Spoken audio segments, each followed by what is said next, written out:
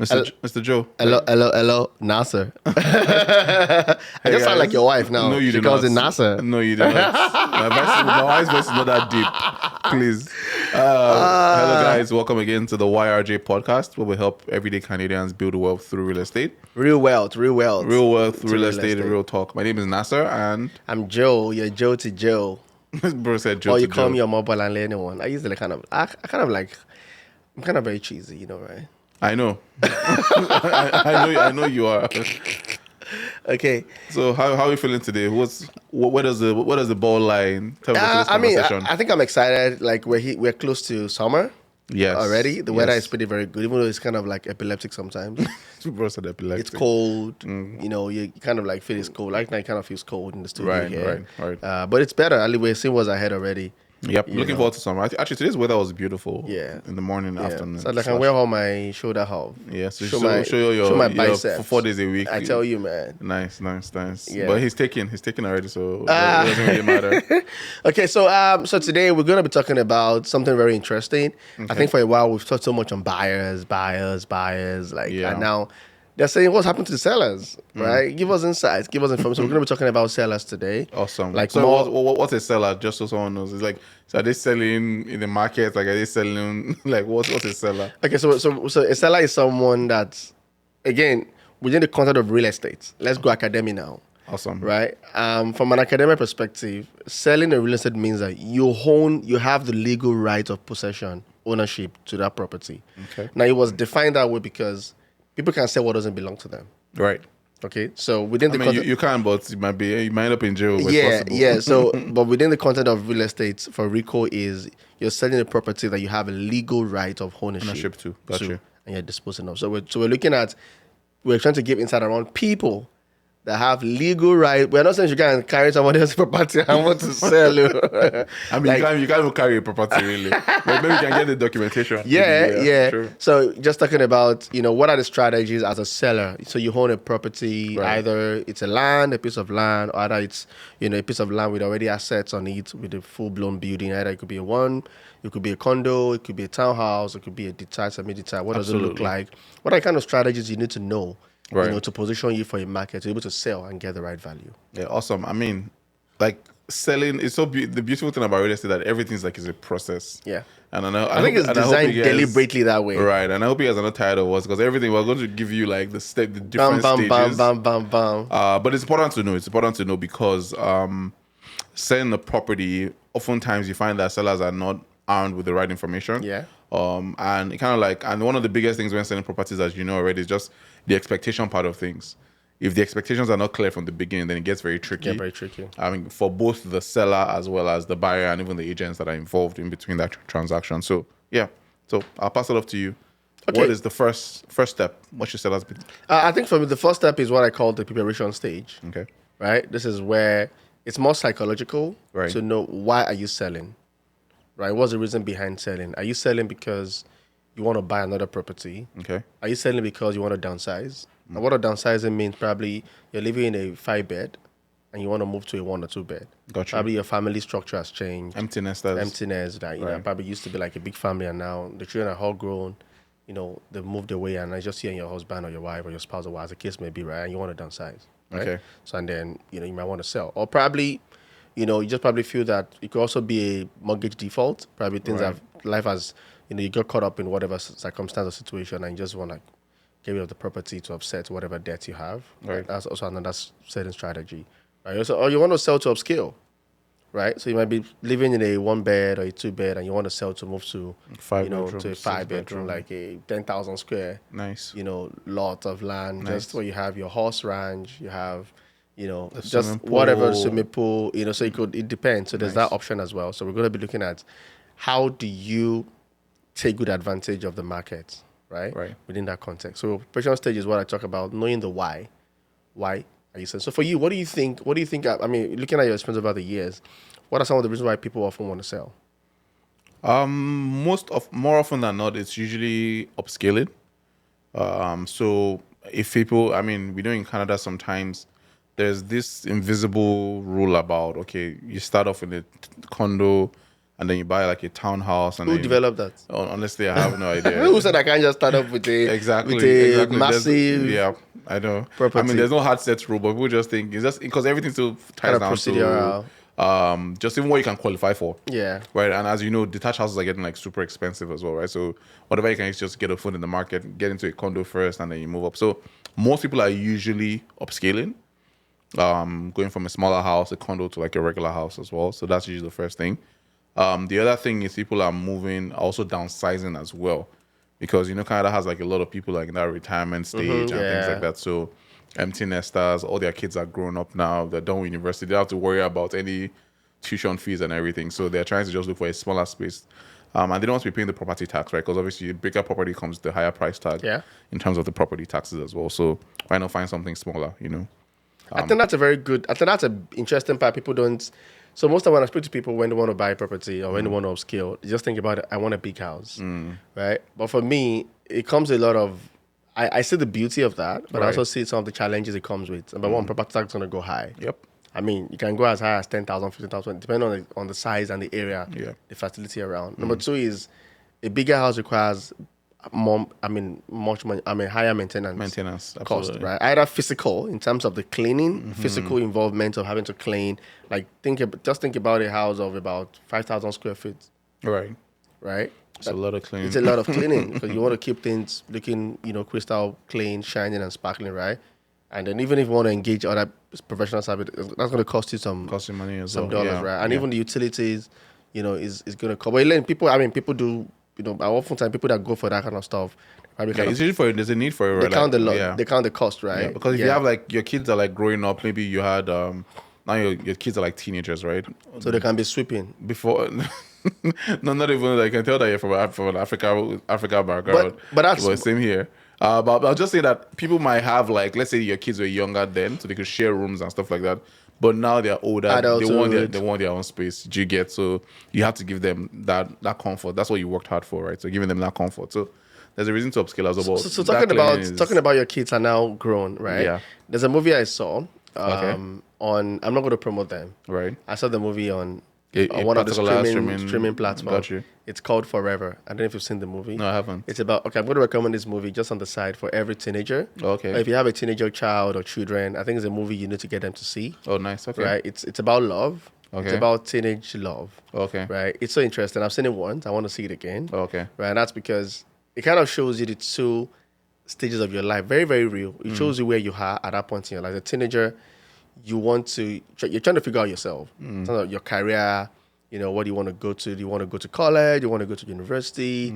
Where do you want to go school? Do you want to be local? Do you want to go international? Like, it's a whole lot of decision making for you. Right. And then you're adding something very complex, the LOVE. Into it, which on its own is just another world on its own, right? Right. It could break or make you. Right. So in that movie, it was really talking about like just the most complexities of a teenager trying to figure out themselves and then falling in love deeply, and then the whole mess. So I'm going to recommend the movie. Go check it out from any streaming platform. It's called Forever. So Forever. Please, we want royalties from whatever views you get. we're just saying. But it's a very lovely movie. Yeah. So back to what you said. Teenagers. So teenagers. So now you're upskilling just to give your teenagers like more room as well. Unfortunately, the third one we see, I don't get a lot of that, but people separating, divorce, couples going their separate ways. So obviously when that happens, you have to sell, right? Yeah. Very, very complex. In fact, that's its own topic in itself, in terms of, bringing both people to agree on the price and who owns what and all that stuff. But yeah. So it's the reality of it, right? People are separating, so they need to, sell the property, okay, and dispose of it and share the assets. And yeah, that's pretty, other things as well. So speaking about upscaling, and then downsizing. Also, the last one also is maybe someone has willed the property to like their children and things like that, or unfortunately someone has passed on to glory, and so the estate of the person is now selling the property, right? So. And the kids or maybe they live in a different province or country. Yeah. There's nothing they're doing with the property, so you just want to dispose of the property at that point. Yeah, and it could also be probably you're relocating. Yes. Right? It could be for, job change, you're located out of a different city to a different city, or even out of the province to a different province, out of country, or even probably just changing location. Moving to Mexico. Why Mexico?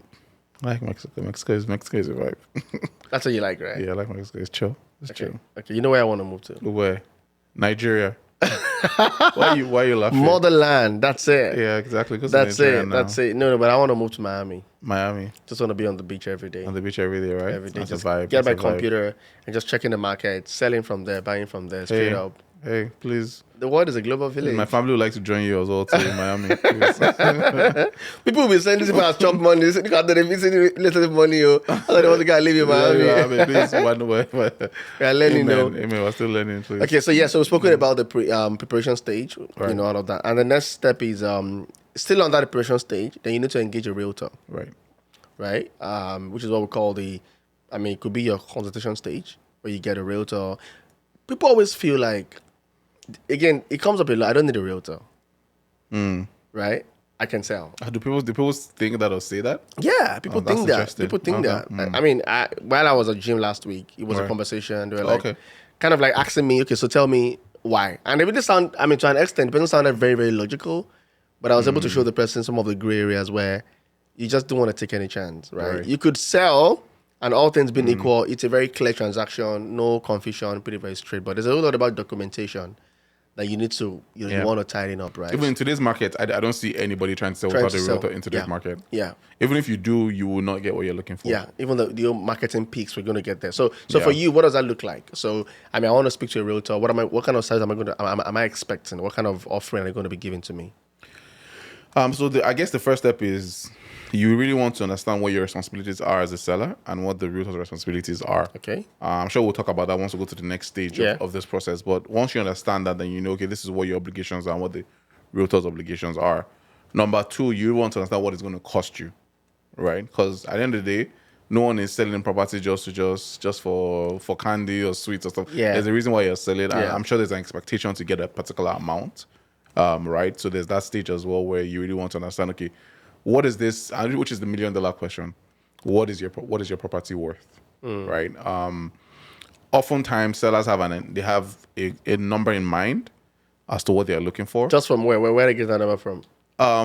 To be honest, before in the past, I would say it used to be just off the top. Just feel like this is what their property is worth. Blind assumption. But these days, thanks to some particular websites like the Zolos, the House Sigmas, and things like that, right? People are seeing what their neighbors are selling for, what properties, similar properties in their community are selling for. So they kind of like have an idea. Okay, my neighbor up the street sold for like 1.5.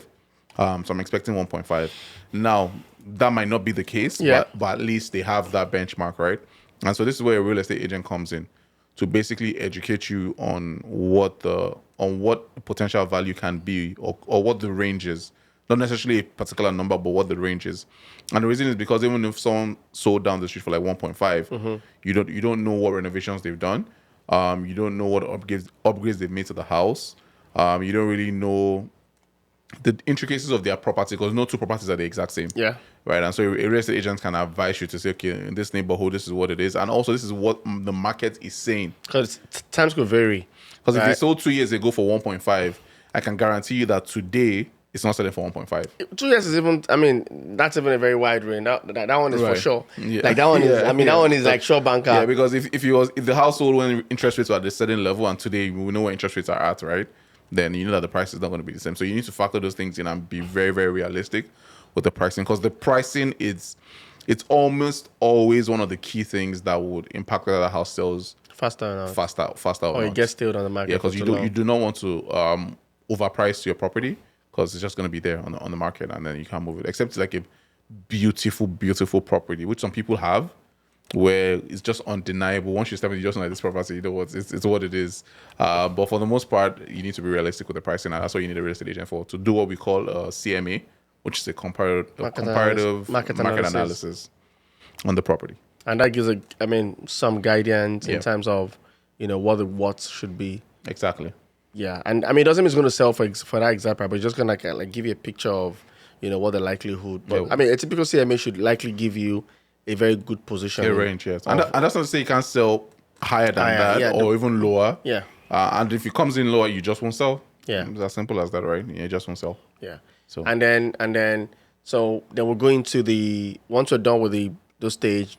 So at what point do we start talking about documentation, ownership status, to look at mortgages on the property? At what stage do we start? Is that going to fall on the preparation stage as well? yes, I'll say that comes up preparation stage because more often than not, people are actually interviewing like a lot of agents because people obviously want to see, okay, I know this person, I know this person, so who is going to represent me in selling this property? I mean, when I feel like representation, like it's as if we're going to put property on our head and we're going to kind of like auction it in the market, and it's like, who do I think can auction my property better for? Hey, so people are, so I think what sellers need to understand is, and it took me a while to get this, but then I really, for us now, I think we've doubled down and we understand what we're doing in the sense that when you're buying a property, when you're hiring an agent to represent you, you're not really hiring a person per se. What you're doing is you're hiring a process. Yeah. Someone that has a tried and true process through which they have sold properties before. Right? Sometimes it might be the first time they're selling a property in that particular neighborhood, or maybe they've bought for like a few people, but they have market knowledge. They know what's going on in the property. And there's a lot of underground work that we do as well as agents, which we can't give up our tricks of the trade. Absolutely, of course.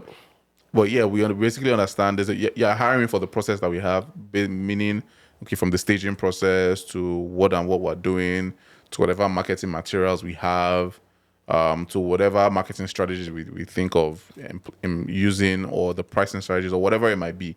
And once you have those key things in place, then more often than not, that price that we say, as long as you're realistic with the pricing, that will most likely hit the mark of that. Most likely hit the mark on that pricing. But if we don't, then we can now readjust. Okay, what can we do better? Or how can we tweak? Where should we be tweaking things or being more flexible here and there? So yeah.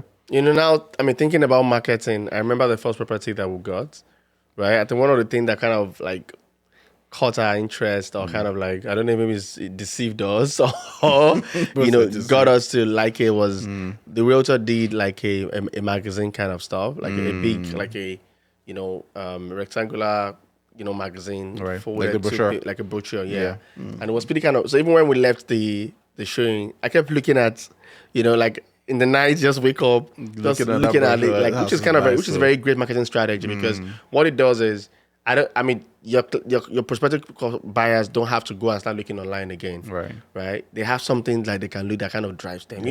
The psychology behind marketing. It helps the property become memorable. Yeah, just the way you wonder, like Coca-Cola. Coca-Cola is all over the world. Everyone knows Coke or whatever Coca-Cola as the name may be. But yeah, they still spend millions of money, into marketing, because they want to be on your faces. Yeah. Like, they don't just, when you just think of your tasty, what you want to think of is Coca-Cola, right? So that's how powerful marketing is, right? So yeah, I just wanted to, mention that part of the services that goes into that is that marketing piece, that amplifies the property. I don't want to say more than it is, but just brings it to the, so put property in its best light. In the best light. Yeah, right? highlighting the best features of the house, right? And that's one of the questions that we always like when we ask people on their property, like, okay, what is the let's just give that, it's fine. Yeah. You just ask them, like, what is your best or most favorite part of this house?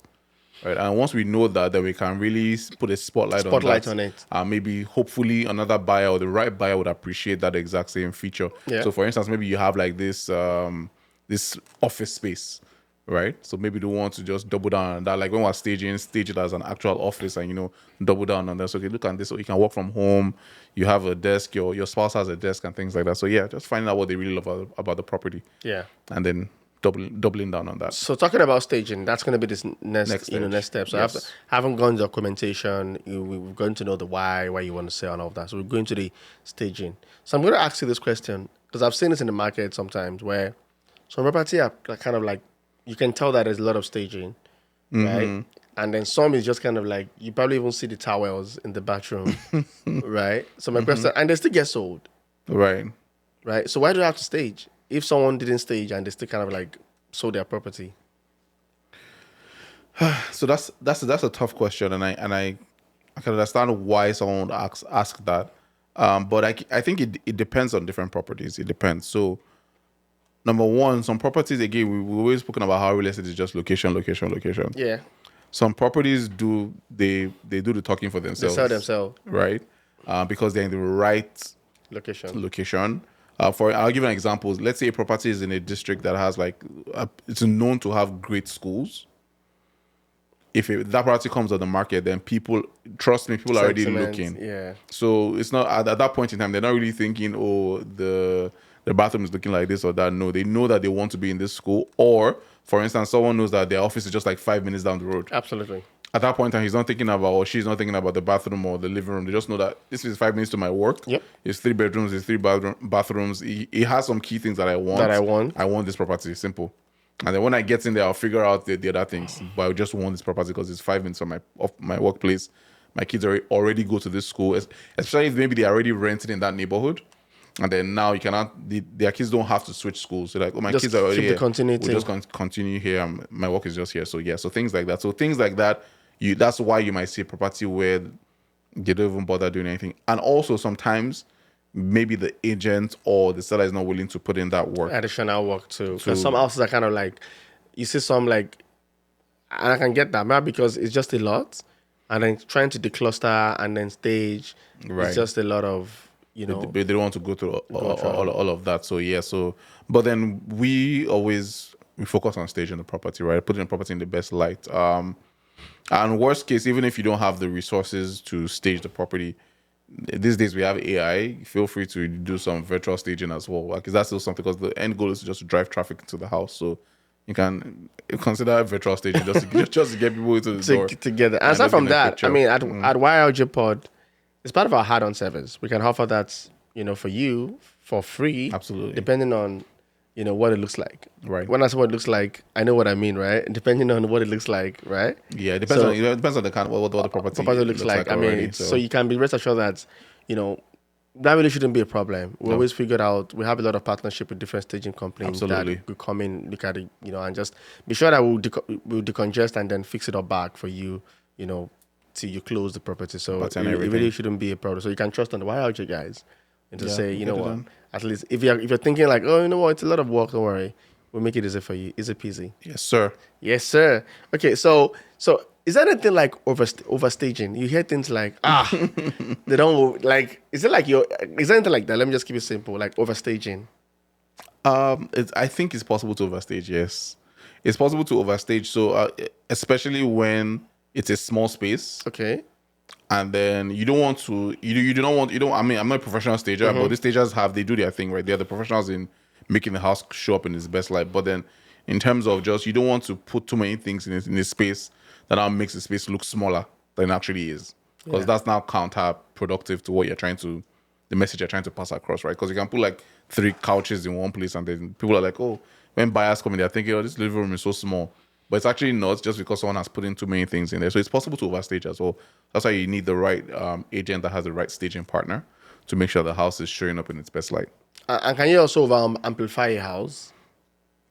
In what sense? What do you mean? Like, I mean, in the picture, the house looks so like it looks so. Every house over amplified. If that's the case, I think I see that a lot. Probably, like I see it more from the exterior, right, or the neighborhood. So you see a house, right? Like it's already upgraded, fixer upper is done. It looks like top notch, right? And by the time you get into the area, the comments, you're like, oh wow, like, what's going on here? Yeah, and then even the exterior of the house, something. So I think for me, it's like let it just go in hand to hand. Just try. Right? More. I mean, you can't control the neighborhood for sure. But I'm talking about the exterior of the house. It does show that. Yeah, some people don't show that because sometimes the exterior doesn't look good. Especially when it's like a condominium, it's a condo townhouse. And you don't have a control over the exterior. Yeah. Exactly. That's not in your control. So they just focus on the interior of the house. That's the best they can do. Yeah. Okay. Sounds good. So you got that. So you think about the staging process. Absolutely. Deciding if you want to decongest or you want to just keep it as it is. Exactly. And then, which is, like you said, depend on the kind of market that we're in, depending on the location as well. Right. And then some parts just, like the word you said, some parts just sell themselves. In terms of the location, absolutely. Don't too much. Okay. And sorry, I was going to also touch on something I don't think we spoke about in the very beginning. But I don't know if this ties into the pricing strategy. Because sellers need to understand that if you're a seller selling your property, you pay both your agent and the buyer's agents. Oh, so that's what we have, pricing strategy. So you can Okay, just you awesome. can you can Okay, go, you can go on. okay. So, if you're selling a house, let's say you're expecting to make, like, you bought for 500, now your property has appreciated in value. You're expecting to sell for like 700, right? Yeah. Even if you sell for 700, you, as a seller, you will not be walking away with 700. Yeah. Depending on the community you're in, usually there's like a 5% agency charge, which is 2.5% for your agent that's representing you, and 2.5 as well for the buyer's agent that is bringing a buyer for your property. In some other places, like in the Kitcheners, also, I believe Kitcheners and Catherine's, they do like 4%, which is like 2% for both agents and things like that. So it's just to know that there's that fee involved. So when you're doing your numbers or even thinking about selling, just keep that in mind that you're going to be paying both agents on both sides of the table. So that you won't be expecting 200,000. Whereas maybe your all your mind is calculation. I'm going to get 500K from the property. 500K, Whereas 5% is going to go off of it. Yeah, it's agency, right? And for you're agency gonna fees. pay, Yeah. you're gonna pay agency. So in terms of pricing strategies, right? So what do you think about, what have you found to be very effective in terms of pricing strategy for a seller? It depends. It depends on the market you're in. If it's a buyer's or seller's market, it depends on what else again. It depends. I think that's basically the key thing. It depends on the market we're in, because so there are different pricing strategies, right? And I'm sure we see this every time, where you see a property on one of these platforms and you see it listed at like 599,999. People are thinking like, why you just make it 600. Number one, make it 600. Number two, when you actually go in to bid on that property, the agent now tells you, oh, we don't want 599. We're probably thinking like 700 or something. You're thinking, why did you put 599? So that's a pricing strategy. So probably because they feel there's so much about the house, right, and they want to drive the traffic. Am I right? Exactly. So the key thing is we just want to get traffic into the door. We're trying to create a multiple bidding situation where people come into the door, and that's why everybody has this pricing. That's why you see in grocery stores they put things at $9.99. And realtors get a bad rap for it, but we're not the first people I'm telling you to use that strategy. Like everybody does $5.99, or you see a cost online, $4.99. $4.99. We're not the first people to do that, right? So it's just a pricing strategy in general. Just that we usually do it in terms of trying to bring enough traffic into the property. And that's representing the seller in the best light. People thinking, oh, you're just doing this because you're trying to make a lot of money. But no, we're representing a family that is trying to get as much value as possible for a house that they spend their years in, hardened money, sweat, and built memories in as well. So yeah, so that's one strategy. Put it at the $4.99, try to draw people in. Now, you can do that and not get the result you're looking for. Because just because you put it for $4.99 doesn't mean you'll have 5 or 10 people that not give you higher than that, right? So that strategy can fail. Another strategy just to put it at the number you are looking for, which is the strategy that people are using in today's market, because we're in a buyer's market, meaning buyers have an upper hand in most markets, not in every market, but in most markets, buyers have an upper hand as of now. So now people are putting it close to the price that they're looking for. So let's say they're expecting 750, they listed at, let's say, like 750 or 760. Knowing that by the time they negotiate with the other agents, they might settle for 750 or worst case 740 or 730. So that's also on that strategy. Just put it at the price that you're looking for. And yeah, I'm not sure if I'm forgetting. So yeah, and you say that's how you find things like sold at asking. Yeah, exactly. So sold at the asking price as well. Price, right? Yeah, which is not. I mean, it's not typical. And I mean, I think it's a good time right now. You find things like that. I can't remember the last time I saw sold at asking. Things are selling under asking now. It's really a good market for people that are looking to buy. It's a very good market, right? Right. Yeah, and I think it's also very good to don't list too high, don't list too low. Right. Because it also has its consequences as well, right? Yeah, depending on the market, right? If you list too high, it's going to deter people that ordinarily would have been able to buy the real market value of the property. And if you list too low as well, people can also feel like there's something might be wrong with the property, with this property. And then if you're not careful, it probably 1 or 2 or 3 persons come and they are kind of like looking at that price, and you don't want to sell at that price. It becomes a problem, right? Because I mean, if you want to sell for 700, why are you listing for 399? That's it's a huge climb. I mean, that's a very huge climb. Which I say you can list for like 499. But then, like I said, there's no guarantee that people will go on that journey with you and try to start negotiating. Especially now, people might not go on that journey with you because there's a lot of inventory on the market. There's a lot of properties on the market options now. Are more, yeah. So people don't want to do all that bidding offer. They don't have time for that. But I mean, it could work for some properties. I know properties are having a few properties are having bid multiple auctions now. like 4, 5, 3 offers, 6 offers, which is still decent fair. here. Because at some point, like 3, 4 years ago, we are getting like 10 20 offers, 12 offers, which was ridiculous. So at that point in time, that strategy of 499 was working. Are we ever going to go back to that market, do you think? Never say never. We don't know. Okay. Let's move on. Let's move on. So let's look at, so we've spoken about the pricing strategy. So let's talk a little bit more around the marketing strategy right now. Right. So once we've aligned on the pricing, we know what we want to put in, then we get into the marketing strategy, right? I think for us as realtors, there's a lot of options available for us in terms of how we could market the property. We mentioned the brochure strategy, getting professional photographers. Okay, let me, on the side, for leasing, right? It's kind of very interesting when you see a house that is listed to be, it's not really common. I think it's not really common for selling. I see it more for leasing. Like, the photograph clearly was taken with the phone. Exactly. Right? And what they are taking is the ceiling. Have you seen this was where someone's taking a picture that you can see the reflection of the person from the mirror? Yeah.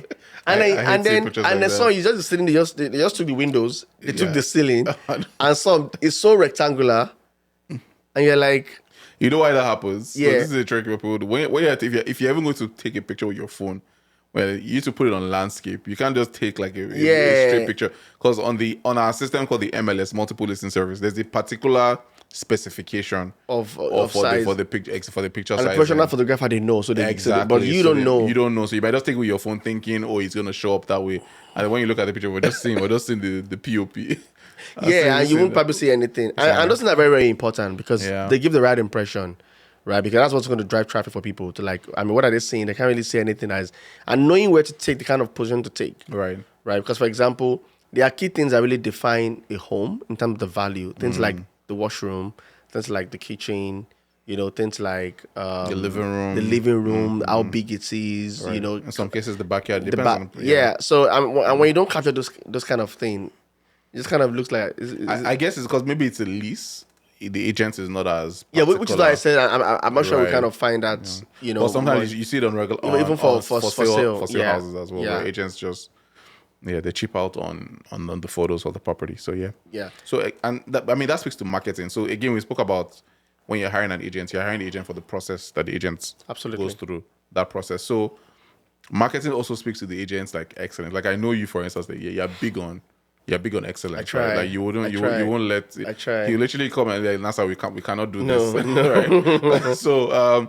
So if you have that agent that understands, because again, real estate is not really about. I know we're salespeople and we're selling real estate, quote unquote. But in actual fact, what we're doing is that we're just like chief marketing officers. Absolutely. of that property. And in doing that, you're not only focused on the property itself, you're even focusing in some instances on the neighborhood, on the community, to say, oh, we have this in this community, this is coming up in the community, oh, we have an event center here, we have this down the road, there's a Walmart here, there's a Costco here. You're basically telling a story about the property. About this property, right? And hoping that the right buyer buys into that story. So that's what it is. And that's because most time the buyer also have an idea of what they want. Right.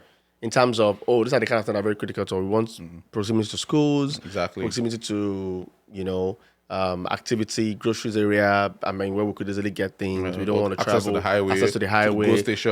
And those things add value to the property. Right. Because, people look at all those things, the ease for them is very critical to them. Absolutely. Just find out, okay, you know what? Which is why a house in Pickering, for example, to a house in Oshawa, right? And I'm talking of the same kind of house, like, same square foot, updated structure. You probably find a house in Pickering selling higher. Right. That's because of the proximity. And even within Pickering as well, you find that even the ones that are closer to 401, they sell, higher than those that are that kind of like goes further into the close. I don't want to say rural areas. Like rural Pickering. Because every area has its own areas where like far from the highway and things like that. So it does impact what the sale is.